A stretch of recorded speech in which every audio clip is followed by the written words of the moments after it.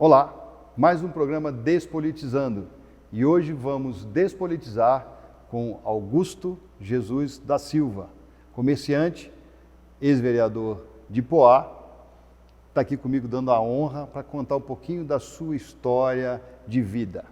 Bem-vindo ao nosso programa. Igor, muito obrigado. Quero primeiro parabenizar vocês aqui por programa, né? Despolitizando. Isso daí realmente para a gente que tem uma vida pública, né? É muito importante a gente realmente retroceder ao passado e ver como que foi a história de cada um, né? Cada um tem a sua história. Então é muito importante eu estar aqui hoje com você. Eu agradeço muito a todos os ouvintes, a todas as pessoas e principalmente a você com a TV Vem Que Tem, né? Vem TV. Vem TV. Isso aí. Não, eu que agradeço mesmo, porque eu adoro. O programa nasceu exatamente pelas curiosidades que eu tinha de saber quem são as pessoas por trás de cargos públicos. Inclusive, a gente conversando antes aqui, o senhor estava me contando um pouquinho da sua época de FAB, sua época de olaria. Conta pra gente um pouquinho, para as pessoas conhecerem quem é realmente o senhor Augusto. Então tá bom. Eu sou nascido em Guaianazes, zona leste de São Paulo. Meus pais são de famílias muito humildes, né? Eles começaram a vida deles vindos de Taubaté para Guaianazes. Meu pai sempre foi oleiro, toda a história de vida do meu pai sempre foi ligada à olaria, né? E desde pequeno a gente aprendeu a trabalhar. Meu pai, para você ter uma ideia, quando eu queria ter a primeira bicicleta, ele falou: eu vou comprar a bicicleta para você, só que você vai pagar a sua bicicleta. Eu falei: tá bom, pai, não tem problema nenhum, compra a bicicleta para mim que eu vou pagar. E com 10 anos de idade ele me levou até Suzano, numa loja de bicicleta, escolhi a bicicleta, comprei a bicicleta lá. E essa bicicleta, para mim, me traz uma recordação muito boa da minha infância, né? Porque era um desejo de consumo daquela época, a gente ter uma bicicleta que não era todo mundo que tinha uma bicicleta. E meu pai realmente comprou a bicicleta, levei para casa e logo em seguida ele falou assim: a partir de amanhã você vai começar a trabalhar lá na olaria junto comigo, você vai me ajudar lá. Eu falei: tá bom. E assim foi. Ao longo de diversos períodos, né, eu comecei a trabalhar com ele lá, auxiliando no trabalho de olaria. Naquela época havia adquirido uma máquina de fazer tijolos e eu fui trabalhar com ele lá. Então, nesse período, eu tinha 10 anos de idade. Bem novo, hein? O senhor começou novo na vida de trabalho, né? E trabalhava de manhã até a hora do almoço, almoçava e ia para a escola. E assim era meu dia a dia, né? Mas eu não me arrependo daquilo que aconteceu lá atrás, porque isso foi me dando uma base para a gente hoje estar num outro momento. Com 16 anos de idade, eu já montei meu primeiro negócio, que foi uma borracharia. Trabalhei nessa borracharia própria até o alistamento militar, que ocorreu em 1980. Aí eu ingressei na Força Aérea Brasileira, lá no CTA São José dos Campos. Lá eu fiquei durante 3 anos no CTA. Para mim foi uma outra escola muito boa, essa da Força Aérea Brasileira, porque lá, além de ficar num período de quarentena, que a gente fica 40 dias isolados de tudo, isolado da família, isolado dos amigos, isolado de tudo, a gente vive realmente um período lá de adaptação militar. E isso até recomendaria para todo mundo, porque eu acho que é muito bom quando a gente descompatibiliza, né, da família, vê que o mundo não é aquela família que a gente só vive, né? O mundo é muito mais diferente quando você está fora. A família te abraça, te dá todo o respaldo, mas quando você começa a viver uma vida independente da família, que você fala assim: eu não tenho mais a mãe para mim poder chorar no ombro da mãe, eu não tenho mais meu pai para poder me socorrer. Então aí você começa a falar: eu tenho que viver a minha vida. Começa a entrar numa vida realmente adulta, né? Exatamente, Rico. Exatamente. A entender como é que é o mundo. Isso. E eu acho que é muito importante isso daí. Pena que não é todos que conseguem fazer isso e não é para todo mundo que o serviço militar pode propiciar isso. Então, em 1980, na segunda turma de 80, eu fui para São José dos Campos, lá no CTA, como já falei. A gente tinha toda a dificuldade, eu morando em Guaianazes ainda, toda a dificuldade para poder chegar até o CTA. Qual que era a dificuldade? Primeiro, o salário de militar, né? De recruta, de coisa assim, é muito pequeno. Então, eu tinha que ir até lá, até São José dos Campos. Meus pais não tinham condições de me dar uma condição para eu poder ir. O que eu fazia aí? Eu ia pedindo carona. Então, eu chegava na beira da rodovia, lá da Dutra, né, na época lá que ainda não tinha Ayrton Senna. Então, eu ia até a Dutra, lá ficava lá na rodovia lá pedindo carona, assim, ó. E muitas vezes caminhoneiros, pessoas com carro particular mesmo, parava e dava carona para a gente e nós íamos até o quartel em São José dos Campos e para voltar do mesmo jeito. Então era carona para ir e carona para voltar. Fardadinho. Fardadinho. E não podia amarrotar, né? Não, não podia. Não podia amarrotar, barbinha feita, sapatinho engraxado, né? Então realmente é uma coisa muito boa que a gente aprende no militarismo. Então eu vejo que o militarismo também obriga a gente a se enquadrar dentro de um padrão que não é um padrão que a gente habitualmente vive. Lá, depois do período de recruta, eu fui para um setor um pouco mais privilegiado.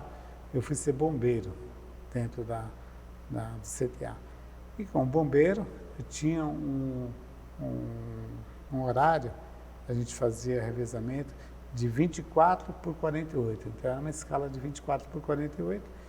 E a cada 2 dias, então, né, eu estava lá pedindo carona. Pedindo carona. Tinha que estar lá 2 dias em casa e um dia lá no CTA. 6 horas da manhã, tinha que estar lá. E 6 horas do outro dia, saía, né? E 24 horas ali, atendendo a corporação. E o que mais? O bombeiro atendia também a outras... A população, o aeroporto, como é que era essa vida de bombeiro lá, dentro da Força Aérea Brasileira? Então, o nosso plantão era feito direto no aeroporto. Então, a gente ficava com a base dentro do saguão do aeroporto lá, né? E a gente ficava acompanhando as decolagens e os pousos dos aviões. E quando havia necessidade da cidade, em termos de incêndio, assim, eles nos convocavam e nós saímos para dar apoio ao bombeiro de fora também. Então, é um trabalho assim que, para mim, muito importante, porque eu vejo o bombeiro como um herói. Para mim, o bombeiro realmente é aquela pessoa que está lá para salvar a vida de outras pessoas, para evitar uma catástrofe, para evitar que outras coisas se agravem mais. Então, para mim, foi uma escola também muito boa. Fiquei lá até 14 de janeiro de 1983 e no dia 15 de janeiro eu casei. Então eu saí um dia antes, casei no dia seguinte. Por que isso? Porque naquela época o militar, se ele não tivesse uma graduação acima de sargento, não poderia casar. A gente vivia um outro momento, né? Uhum. Hoje já não, mas naquela época, se o militar, no caso das Forças Armadas, ele fosse até cabo, e ele casasse, ele seria excluído da corporação. Hoje já não é mais desse jeito. Tá? E eu fiz um curso de cabo lá, eu fui S1, mas eu tinha uma namorada, que hoje é minha esposa, a Graça, nós estamos com 41 anos de casados. Parabéns, parabéns. É um exemplo. E para me casar, então, eu tive que sair da aeronáutica. Saí no dia 14 de janeiro, casei no dia 15 de janeiro. Depois eu comecei a trabalhar no Banco Itaú. Uma perguntinha, curiosidade. O senhor falou da borracharia. A borracharia, o senhor fechou antes de entrar na FAB ou a borracharia continuou quando o senhor estava na FAB? A borracharia eu tive que fechá-la depois. Na verdade, eu deixei ainda uma pessoa um período trabalhando na borracharia, com uma sociedade, mas aí não prosperou. Porque aquele ditado popular que diz assim, os olhos do dono é quem engorda o gado, realmente é isso aí. É fato, né? É fato, é fato.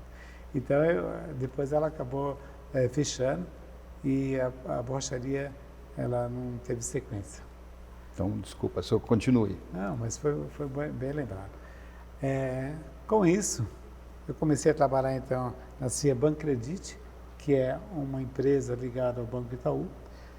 Trabalhava em Santo Amaro e morava em Guaianazes, com um transporte público difícil, todos os dias Eu entrava 2 horas da tarde e saía às 10 horas da noite.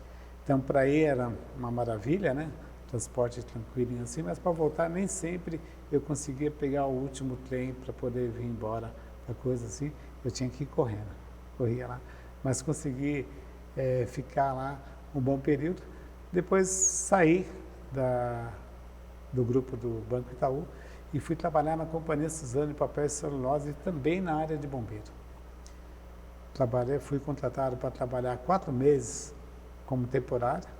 Esses 4 meses me renderam 5 anos lá. Nossa, bacana. Bem legal. E cada vez que terminava os 4 meses, o pessoal renovava, foi renovando, até que me efetivaram. A Companhia Suzano também me pagou um curso de técnico de segurança do trabalho. Aí eu passei a ser técnico de segurança do trabalho na própria empresa e fiquei lá até 1989. Saí em 89 e aí eu comecei com um material de construção, mas na parte de fabricação de brocos. Eu montei uma fabriquinha de broco, comprei um caminhão e comecei a fabricar broco.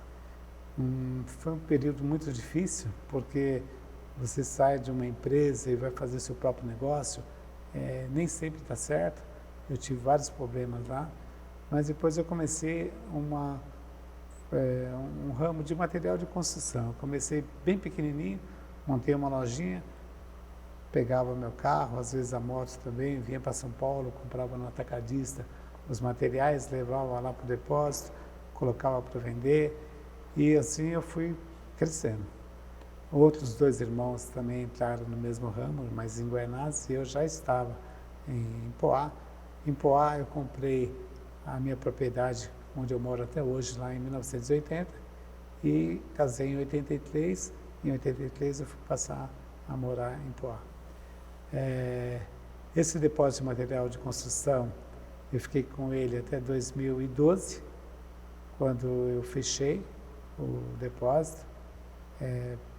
Passei a me dedicar mais na vida pública e, como você falou, eu fui candidato a vereador em 2000 pela primeira vez e sempre fui muito bem visto no bairro onde eu moro. Eu fui uma liderança comunitária muito atuante, fui presidente da Associação de Moradores. A gente teve várias lutas no bairro para poder ter os benefícios. O bairro não tinha uma escola quando eu fui para lá, não tinha uma rua asfaltada, era precário a questão de saneamento básico, era precário a questão de iluminação. E eu fui um fomentador das brigas local lá, da populacional lá, para que a gente pudesse ter a primeira escola, que foi uma escola inclusive de barracão. Depois, com muita luta, através da associação e de outros moradores, agradeço muito a Dona Ivone, seu Chiquinho, a Cisélia, a Ana, muitas pessoas que eram diretores da associação lá, que não tinha dia, não tinha horário, não tinha chuva nem sol, para poder a gente estarmos juntos brigando pelos interesses do bairro. Então, enquanto comerciante, o senhor já atuava como líder comunitário. Vamos chamar de uma política social, para o bem da comunidade, que o senhor já tinha o comércio ali, já atuava ali na região como comerciante e também começou a se preocupar com as pessoas ali e trabalhar em função disso, né? Igor, foi isso mesmo. E foi uma questão muito interessante, porque quando eu entrei na associação, eu entrei com um propósito específico. Nosso bairro era um bairro, como a maioria dos bairros de periferia, carente de tudo. E eu vi na associação a oportunidade da gente reivindicar em nome não mais só de uma pessoa, mas em cima de uma coletividade, os benefícios que todo bairro gostaria de ter. Escola, creche, posto de saúde, área de lazer, e a gente começou a reivindicar. A primeira conquista da gente foi essa escola. A escola de barracão, que levou o nome Nancy Cristina. Hoje ela já não existe mais, mas ela tem um marco muito importante no bairro da Vila Santa Helena, que é onde eu moro, em Poá.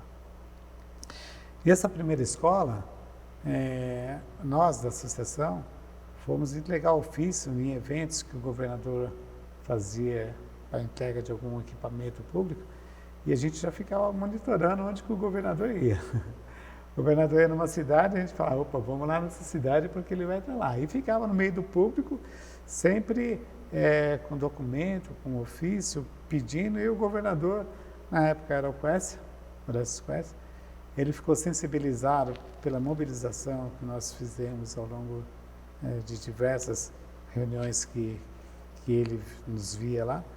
Ele acabou propiciando a construção dessa primeira escola, que foi mais ou menos em 1990. Eu entrei em 88 para a associação, mais ou menos em 90 a gente teve a primeira escola lá. E depois eu acabei me interessando mais pelas questões da política, porque eu vejo assim, ó, a população ela tem uma força muito grande, que é no momento que ele elege alguém. Porque nesse momento, inclusive esse ano, nós vamos ter eleição. Então, nesse momento, o eleitor, ele escolhe alguém para representar ele lá no poder público, ou seja, na prefeitura, ou seja, na Câmara de Vereadores, ou seja, na Assembleia Legislativa, na Câmara dos Deputados, ou como governador ou presidente. A cada 4 anos ele escolhe alguém para poder representar. E a cada 4 anos, Vigor, aquele que ele escolheu é que vai estar lá, defendendo ele ou não. E eu vi a oportunidade na política de ajudar mais a comunidade onde eu sempre morei e moro até hoje, e com as demandas que a gente tinha, que a gente não era ouvido. A gente batia na porta e tudo, a gente fazia barulho bastante assim, mas a gente não era ouvido. Com o mandato de vereador, aí as coisas mudaram. Com o mandato de vereador, eu consegui creche para a gente ter no nosso bairro, eu consegui EMEI, EMEF, a escola Nancy Cristina é uma escola do Estado, é uma escola de ensino médio, mas aquilo que dependia da prefeitura, tudo que a gente tem hoje lá no bairro, lá, eu tenho a participação direta. E por que isso? Porque eu tive a oportunidade de ter um mandato para poder ajudar a comunidade a se desenvolver. Então isso para mim foi muito importante. A política, eu sei que para muitos ela é muito marginalizada por conta de diversos escândalos, diversas coisas que acontecem aí, mas ela existe, vai continuar existindo com a minha vontade ou contra a minha vontade, com a sua vontade, contra a sua vontade, contra a vontade de todos que estiverem ouvindo aqui, ou não. E esse momento do voto é um momento que a gente escolhe as pessoas para poder nos representar. Então, tem muitas pessoas que, às vezes, por desconhecer a legislação, falam assim, ó, vamos fazer um movimento para não votar em ninguém. Então, mas esse é o objetivo do Despolitizando. Porque é importante que você que está aí ouvindo a gente, vendo a gente, saiba que por trás de um cargo político, de uma pessoa que está por trás de um cargo político, como é o caso do senhor Augusto, tem toda uma história, tem todo um contexto que levou o senhor para essa posição política, né? Porque antes mesmo da sua posição política partidária, existia política social. E é isso que o senhor está falando, é muito importante. Você tem que votar, você tem que saber em quem você está votando. Porque esta pessoa que está por trás desse cargo político é a pessoa que deve obrigações a você que está em casa. Essa pessoa entra, né? E aí o senhor pode até me corrigir se eu estiver errado, porque esse é o meu ponto de vista. A pessoa que a gente elege é a pessoa que nos representa. É isso que o senhor está contando para a gente aqui. O motivo de entrar, porque os adjetivos são ruins, né? Do político. Mas a sua história é muito bonita. É muito bonita para chegar onde o senhor chegou, né? E aí até queria que o senhor contasse um pouquinho mais desse momento, desse seu momento ainda político-social lá, política social lá, desse movimento que o senhor fez no seu bairro, né? Conte para a gente um pouco mais dessa história e pelo que nós conversamos agora também o senhor já é pré-candidato, não?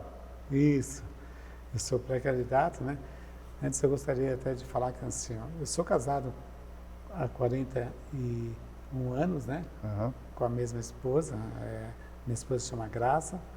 E eu tenho 2 filhos, o Fábio e a Gleice. E esses 2 filhos me deram 8 netos. Nossa, que bacana. 8 crianças assim, que uma parte já hoje já é jovem, já está até na fase de adulto já. Mas é uma alegria muito grande quando a gente vê uma família unida, uma família com os mesmos objetivos, os mesmos ideais, e eu não poderia deixar de falar um pouquinho da minha família. Claro, claro, isso é muito importante, porque, de novo, né, o despolitizando é quem o senhor é. Família, final de semana, lazer, esporte, isso é importante para que a gente conheça mais sobre o seu Augusto. Tá certo. E na associação, para fazer esse trabalho aí social, a gente se dedicou num projeto que era muito antigo, mas ele ainda perdura até hoje. Na época, o pessoal entregava o ticket de leite, era um projeto do governo do estado, e a gente, com esse ticket de leite, a gente ajudava a comunidade lá, muitas pessoas carentes que precisavam de auxílio realmente aí. A gente entregava o ticket de leite na associação. Depois o ticket de leite foi substituído pelo programa do governo do estado também, Viva Leite, que até hoje a gente ainda atende lá. Naquela época era mais crianças, né? Hoje já não, hoje já é crianças e adultos. Então hoje você já tem 2 públicos para poder estar atendendo. Eu atualmente sou o presidente da associação lá, ainda. Eu saí, voltei, mas hoje eu estou novamente, porque eu entendo que a comunidade, ela precisa de ter as diretrizes, né? O bairro, se estiver organizado, é muito mais fácil ele conseguir, do poder público, um olhar diferente. Então, na Associação de Moradores, nós fizemos uma briga muito grande, como o tema é despolitizando. Eu estou falando bastante de política, mas é porque é necessário até falar. Em 1992, nós fomos apoiar um prefeito da cidade. Esse prefeito hoje já é falecido e, para mim, é um dos grandes personalidades políticas da cidade de Poá, que é o Eduardo Carlos Felipe, ou mais conhecido como Eduardão.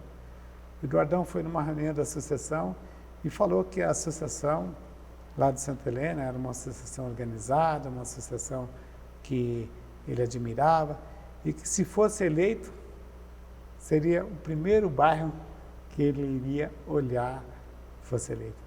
E eu encampei a campanha dele, vesti a camisa dele, não só eu, mas outras pessoas também, e fomos à luta, fomos pedir voto para o seu Eduardão, e ele foi eleito em 92, assumiu em 93, e a gente ficou aguardando, então, o Eduardão fazer aquele olhar que ele falou que nosso bairro seria o primeiro bairro. E isso não aconteceu. Isso para a gente foi uma frustração, e nesse momento eu já estava como presidente da associação. Aí eu comecei a fazer um movimento dentro do bairro para a gente reivindicar aquilo que ele prometeu. Ele prometeu que a gente seria o primeiro bairro a ser olhado, e a gente não viu isso acontecer. Muito pelo contrário. Nas ruas do bairro lá era a maioria de terra. Em 92, a primeira pavimentação que foi feita foi um recurso do governo do estado de São Paulo, através do FUMEF, fez numa via principal, que era um eixo de deslocamento de ônibus, um percurso de ônibus, e depois as outras ruas não tinha pavimentação. Mas tinha, nos tempos de chuva, toda a dificuldade para você comprar o gás, que o gás não entrava nas ruas, para retirar o lixo, para as pessoas saírem mesmo com uma situação de emergência, de socorro, tudo assim. Era terra mesmo, e terra que causava bastante erosão. Tinha uma das ruas, inclusive, que eu cheguei a colocar uma pessoa em pé dentro do buraco e uma cratera muito grande. Eu cheguei para o prefeito lá e falei: Eduardão, o senhor falou que a nossa cidade, se o senhor fosse eleito, o primeiro bairro seria o Santa Helena, o senhor não está fazendo isso. Ele falou: não, mas eu vou fazer. Eu falei: tá bom. eu convoquei o pessoal para fazer uma passeata. Eu tinha depósito de material de construção, como eu já falei, e nós começamos então a fazer um movimento dentro do bairro para fazer uma passeata para cobrar lá na prefeitura o prefeito. Nós levamos quase 200 pessoas lá nessa passeata, interditamos o viaduto, a polícia chegou, quis brecar a gente, mas a gente estava tudo documentado. Dessa passeata, o prefeito depois levou um choque, aí sempre olhou o bairro diferente, aí começou a arrumar a máquina, arrumar as ruas, e foi indo assim até a gente conseguir a pavimentação. O bairro foi pavimentado, hoje é tudo pavimentado. Isso é a política social, né? Antes da política partidária, a política social. O senhor, como já falamos aqui, o senhor começou na política social, né? E aí o senhor se engaja na ideia da política partidária para conseguir melhorar mais as suas atuações, é isso? É isso, Igor. Então, aí que eu fui percebendo que assim, ó, o cidadão comum, ele é uma pessoa. Uma associação já representa um grupo de pessoas. Um vereador, ele já representa a cidade inteira, porque o vereador não é de um bairro, ele já é um agente da cidade. Então, aí foi onde eu tive o desafio de, dentro do bairro, escolher, não precisava ser eu, tinha eu e mais algumas pessoas que poderiam ser candidatos.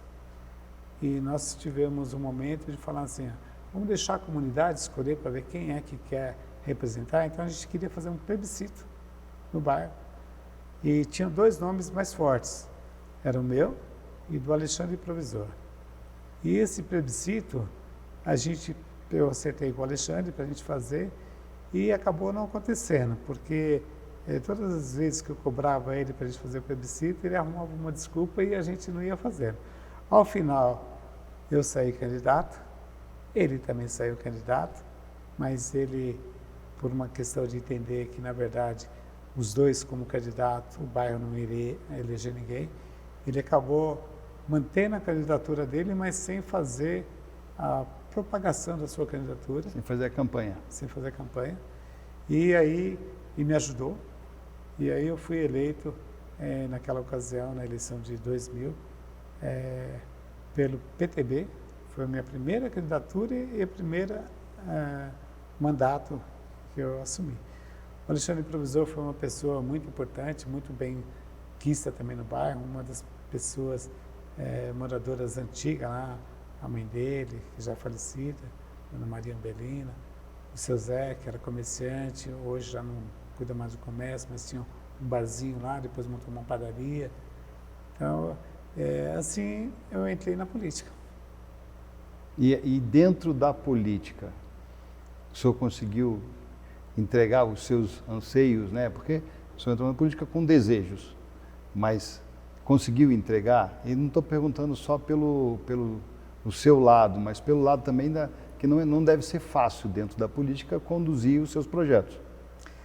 Não, por isso que na política eu vejo assim, você tem várias oportunidades boas, mas você pode ser uma pessoa que é mais um dentro da política, ou você pode ser um dentro da política. Eu não quis ser mais um, eu quis ser um na política. E por ser um, eu comecei a olhar de uma forma ampla a questão da cidade, mas de uma forma muito mais específica o bairro.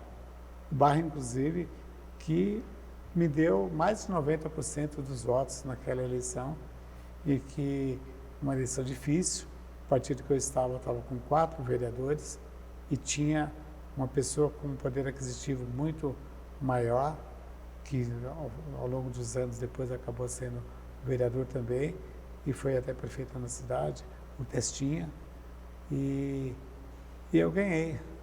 Eu fui o terceiro mais votado, de 4 vereadores, 2 se elegeram e eu fui eleito também, o terceiro. E aí eu ganhei de 2 vereadores e ganhei do Testinha com bastante dinheiro, fazendo uma campanha totalmente desproporcional com os demais candidatos lá. E comecei então a olhar para o bairro naquilo que a gente precisava. A gente não tinha posto de saúde, a gente não tinha creche, a gente não tinha EMEI nem EMF. Aí nós começamos a brigar para ter uma EMF. Aí conseguimos a EMF. Depois conseguimos a EMEI.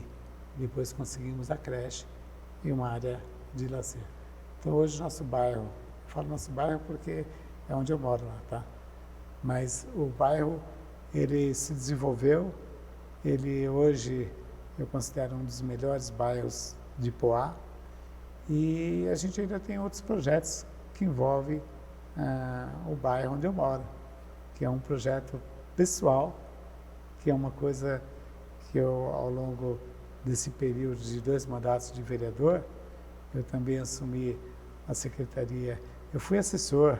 Eu já ia lhe perguntar, até para poder dar a deixa certinha do que estava aqui na manga já para perguntar para o senhor, do novo projeto, porque a gente conversou antes, a gente sempre bate um papo antes para poder conhecer mais, e aí ele apresentou um belo de um projeto que daqui a pouco a gente vai colocar na tela, eu só cortei ele para poder pontuar bem aqui, porque é um baita de um projeto, nesse período em que o senhor era secretário de turismo. Perfeito. De turismo. Então conta para a gente aqui.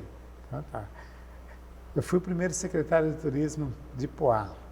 Antes de ter a secretaria desmembrada, a Secretaria de Turismo ela englobava esporte, cultura e turismo. Em 2008 ela foi desmembrada e o prefeito Roberto Marques, que eu quero agradecer, o prefeito Roberto Marques, por tudo o que ele já fez por mim também, admiro muito o ex-prefeito Roberto Marques, e como secretário de Turismo, o pessoal da empresa me questionou, o que você vai fazer, Augusto, para alavancar o turismo da nossa cidade, já que nós somos uma instância hidromineral e o turismo tem tudo a ver. Isso ainda em 2008. 2008. Ou seja, 16 anos atrás. 16 anos atrás. E eu disse que a intenção era de aproveitar aquilo que a gente tem de melhor na nossa cidade, que é a água mineral. Nossa água mineral é muito boa, viu? Ela é uma das melhores águas minerais do mundo. É a segunda água mineral radioativa do mundo, em termos de radioatividade. E é pouco falado isso, né? É pouco falado. Fala-se muito das instâncias de Minas, né, de Goiás, mas é pouco falado de Poá, né? É muito pouco falado mesmo. É que, na verdade, quem sempre vendeu muito bem a imagem da nossa cidade foi esse ex-prefeito Eduardão, já falecido já. Mas ele vendia muito bem a imagem da nossa cidade. Tanto é que é muito triste saber que hoje a nossa cidade perdeu o título de instância hidromineral. Mas eu vou voltar um pouco na questão ainda de 2008. Uhum. Aí eu falei assim, então vamos aproveitar aquilo que nós temos de melhor na nossa cidade, que é a água mineral, e consorciar com um equipamento artificial. O que seria isso? Seria um parque aquático. Por quê? O parque aquático tem tudo a ver com água, tá certo? O próprio nome já fala, parque aquático. Então, a água boa com equipamento artificial casaria bem. E aí, quando eu falei isso para a imprensa falou, poxa, Augusto, muito bom, porque nunca ninguém tocou nesse assunto. Eu falei, então, mas eu quero fazer isso. E ao longo de diversos anos, eu tentei fazer com que o poder público encampasse essa ideia. Tanto é que no plano de governo do ex-prefeito Roberto Marques, ele colocou no plano de governo dele a questão do parque aquático. E o prefeito que ganhou a eleição naquele momento foi o Testinha. Ele também colocou no plano de governo dele. E eu ganhei como vereador em 2008, para assumir o mandato de 2009 a 2012. Eu acreditava que, como o prefeito havia colocado no plano de governo dele o parque aquático, eu iria conseguir realizar uma vontade, um sonho para o bem da cidade. Eu fui procurar o prefeito, depois de uns 6 meses mais ou menos, fui lá no gabinete dele, falei, Testinha, desculpa, falei, prefeito, o senhor colocou no plano de governo, que está aqui comigo aqui, levei o plano de governo, que o senhor iria fazer um parque aquático. O senhor sabe que essa ideia é minha, então essa ideia eu gostaria de compartilhar com o senhor, porque eu tenho todo o interesse de trabalhar num projeto junto. E eu queria conversar com o senhor a respeito do parque aquático. Ele me perguntou, Augusto, o que você quer fazer do parque aquático? Aí eu falei para ele, justamente aquilo que eu havia falado para a imprensa, consociar aquilo que nós temos de melhor na nossa cidade, que é a água, com equipamento artificial, parque aquático, com piscinas de ondas, tuboáguas, áreas para terceira idade, para as crianças, tudo ligado a parque aquático. Ele olhou para mim e falou, não, mas isso aí eu não quero fazer. Aí para mim foi uma ducha de água fria, eu vi que naquele momento eu já não iria conseguir fazer dentro daquele mandato, que foi o melhor momento da história da cidade. E aí, o Testinha, quando ele falou que não dava para fazer, que ele tinha uma outra ideia, ele queria apenas fazer uma revitalização no lago, que do lado do balneário, nós temos um balneário lá que está desativado por uma questão de obra, mas está lá parado. E ele ia fazer uma revitalização no lago e ia colocar uns pedalinhos, uma pista de caminhada, uns quiosquezinhos com churrasqueira, para o pessoal fazer um churrasquinho. Aí eu falei para ele, prefeito, isso aí você não vai atrair o turista, você vai fazer o turismo local. O turista que vem de fora para poder ingressar na nossa cidade, ele não vem interessado em fazer um churrasquinho, ele até vai também, mas a capacidade de atendimento é muito pequena, isso aí não vai dar. Ele falou, Augusto, mas é isso que eu vou fazer. Eu falei, então tá bom. Eu vi que durante aqueles 4 anos a gente não ia conseguir fazer. Depois, eu assumi em 2014 a Secretaria de Planejamento com outro prefeito, que foi o Marcos Borges, na saída do prefeito Testinha. E o Marcos me chamou para ser secretário de Planejamento. E falei, agora eu vou tentar novamente fazer com que a cidade tenha o parque aquático. Conversei com o Marcos foi muito mais simpático, ele já sabia desse pensamento, dessa ideia, e com isso o Marcos deu todo o aval para a gente montar um grupo de trabalho e irmos até Caldas Novas, porque para mim Caldas Novas é uma referência de parques aquáticos. E nós fomos até Caldas Novas com engenheiro, arquiteto, secretários e fizemos um grupo de trabalho e fomos para lá. Passamos uma semana lá. Visitamos Rio Quente, Caldas Novas, diversos parques aquáticos, diversos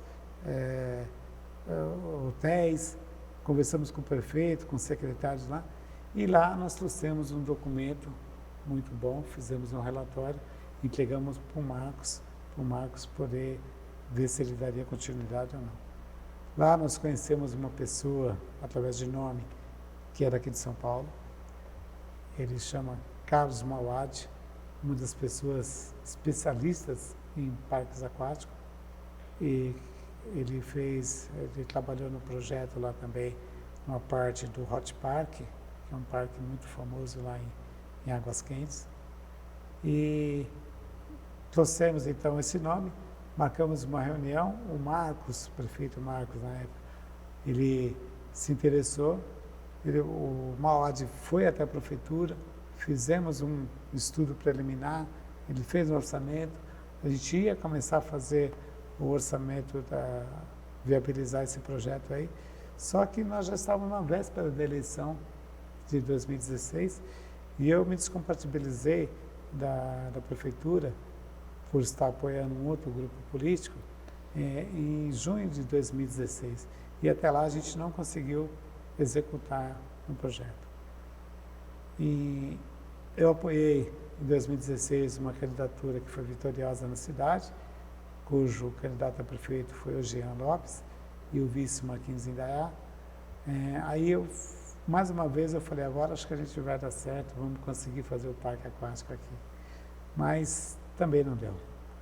Nós tivemos um problema de queda de receita, o Banco Itaú tinha sede de cartões de crédito na cidade e de uma hora para outra encerrou as atividades por conta de uma CPI aqui em São Paulo e aí fechou a sede do cartão de crédito lá em Poá e a receita caiu quase 40% e aí não houve possibilidade. Mas ao longo desse mandato eu consegui, através de um amigo, adquirir uma parte de uma área que foi muito importante para esse sonho não acabar. Eu consegui, junto com outras pessoas, adquirir uma área que hoje se agregaram a outras áreas de outros proprietários, que somado dá 114 mil metros de áreas, que aí sim esse projeto começa a tomar um novo corpo, uma nova vida, mas não mais através do poder público, e sim pela iniciativa privada. Isso sempre concretizando o que o senhor sonhou, de trazer o turismo, voltar o turismo para a cidade, né? Isso, rapaz. Então, você vê que coisa, né? A gente planeja de uma forma, né? Pensa que aquele planejamento vai dar certo, mas depois, ao longo do caminho, as coisas vão se moldando, vão virando assim. Foi totalmente diferente. Eu nunca imaginei que um dia eu pudesse estar discutindo a questão do parque aquático como eu sendo um dos proprietários. Nunca Perfeito. imaginei. Isso eu me mostrar. Inclusive tem uma foto. Posso mostrar a foto? Pode. Ó, tá aqui a foto, ó. Enche a tela, por favor. É isso aí. Tá vendo? Esse é o projeto que já não é mais só uma concepção, tá? Então, isso aí realmente é um projeto que nos próximos dias, ou mais tardar no próximo mês, a gente deve apresentar a aprovação na prefeitura e também na questão do meio ambiente. Esse projeto, Igor, é um projeto, na minha visão, sabe, que vai realizar um sonho pessoal, mas que vai ser muito importante para a nossa cidade, vai ser muito importante para o Alto Tietê, vai ser muito importante até para o estado de São Paulo, porque o parque aquático, ele além de trazer uma área de lazer, ele gera muito emprego, ele gera muita renda para as pessoas. Eu estive recentemente num evento lá em Olímpia, e eu tive a oportunidade de conversar com o prefeito lá, e perguntar o que era a Olímpia antes do parque aquático e o que era a Olímpia com o parque aquático. Ele pegou e falou, eu estava com o meu nome escrito aqui, né? Uma coisa do curso que eu fui fazer lá. Ele falou assim, Augusto, de onde você é? Eu falei, sou de Poá, prefeito, e eu tenho, assim, a intenção de fazer um parque aquático na cidade. E eu queria saber do senhor o que representa o parque aquático. Ele falou, Augusto, um parque aquático para a nossa cidade, que antes era apenas de atividade da agricultura e da agropecuária, mudou completamente a história da nossa cidade. Hoje, a nossa cidade é uma das cidades que é mais visitada pelos 2 parques aquáticos que nós temos aqui, e em termos de receita, é quase 50% da receita da cidade. Então, imagina o que é. É muito dinheiro. Eu imagino isso. Eu estava me contando que o senhor está, inclusive, com o apoio do Estado de São Paulo, né? Do governo do Estado de São Paulo. Isso, é isso mesmo. Já está homologado. Esse projeto, após finalizado, um amigo meu marcou uma reunião na Secretaria de Turismo do Estado de São Paulo, com a parte técnica e não com a parte política. A parte técnica, às vezes eu posso até não gostar, mas se eu for no médico, e o médico pedir vários exames para mim e depois falar assim, você está doente aqui, você está doente ali, tudo, eu posso não gostar, mas eu estou doente, porque é um técnico que está falando, é um especialista que está falando. Então eu fui ter uma reunião com um especialista, Eduardo Madeira, pessoa realmente assim, muito conceituada dentro do segmento do turismo. E esse Eduardo Madeira, na reunião que nós participamos da apresentação do projeto, ele usou até uma frase que eu vou falar para você assim, me marcou bastante. Falou, esse projeto de vocês, Augusto, vai salvar a cidade de vocês. Olha que responsabilidade. Pois é isso mesmo. Então, falar que um projeto desse vai salvar a cidade da gente... É uma grande responsabilidade totalmente pessoal, né? Um sonho, um desejo pessoal. Por isso que eu estou pontuando bastante isso, porque o Despolitizando é isso. A gente bateu um papo aqui, a gente falou de política, a gente falou de prefeito, falou de secretário, falou de vereador, falou de vereança, falamos de tudo isso, mas no final das contas o que eu percebo aqui, nesse papo gostoso aqui com o senhor Augusto, é que tem todo um jeito de fazer política, mas para entregar para a sociedade, entregar para as pessoas. Essa é a parte bacana da política, a gente conhecer o ser humano que está por trás do cargo político, mas qual é o objetivo pessoal, né? Eu sempre tive essa curiosidade e nunca acreditei que as pessoas simplesmente entravam na política por entrar na política como uma profissão. Hoje, batendo papo aqui com o senhor, percebe-se o quanto o senhor gosta realmente do que o senhor faz e que a política, na verdade, é uma ferramenta de entrega, né? E é isso que realmente eu acho que os políticos devem ter, né, como meta, né? A gente, quando tem um mandato, olha quantas pessoas depositaram confiança em cima do político, de mim ou de qualquer outro político. É muita gente para poder eleger um representante. Então, esse representante não pode depois virar as costas e falar assim, é eu. Não é eu. É eu e por trás de mim tem muita gente, assim, muita gente que a gente representa. Esse projeto do Parque Aquático, eu tenho certeza que vai ajudar muito a nossa cidade, vai ajudar muitas pessoas que moram ao entorno de Poá, principalmente na questão de geração de emprego, de renda para as pessoas, sabe? Sabe onde você não tem nada hoje, que de repente você vai ter pousadas, restaurantes, comércios variados. Então imagina quanto que isso não gera de emprego para as pessoas, quanto vai gerar de renda para as pessoas. Muitas delas sem hoje expectativa nenhuma, porque hoje arrumar um emprego de carteira assinada, tudo está cada vez mais difícil, né? Então, tá difícil mesmo, tá difícil. Principalmente esse momento pós-pandemia, né? A gente estava conversando sobre isso, mas parabéns pela sua atuação desde sempre, né? Porque a sua história é bem bonita e representa bem o povo brasileiro e nós de cabelo branco, né?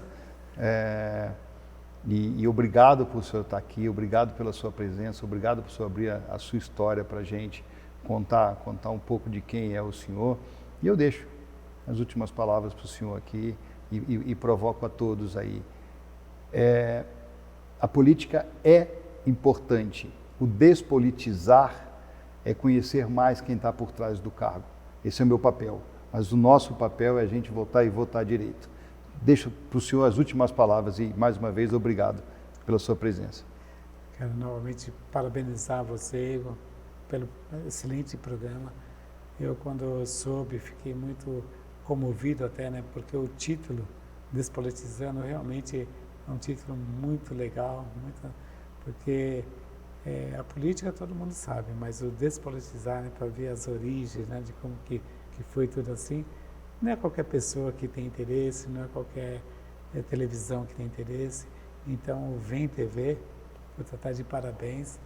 Eu quero agradecer a todos os ouvintes aqui por ter permitido eu contar um pouco da minha história, você por ter me ouvido também ao longo desse tempo todo, e desejar a todos que votem consciente, sabe? Não votem por uma cesta básica, não votem por uma ajuda qualquer assim, mas vote consciente, analise o seu candidato, veja quem é a pessoa que você está depositando o voto, porque esse voto não nos custa nada, a gente vai votar gratuitamente para todo mundo, mas ao longo dos anos que essa pessoa foi eleita, ela vai ter na mão dela o poder de votar a favor de você ou contra você. Então, analise bem o seu candidato. Nós estamos no ano eleitoral agora, já falei que eu sou pré-candidato a vereador em Poá, mas de forma geral, as pessoas realmente têm que analisar muito bem o seu candidato. E obrigado pela oportunidade. Eu que agradeço. Muito obrigado.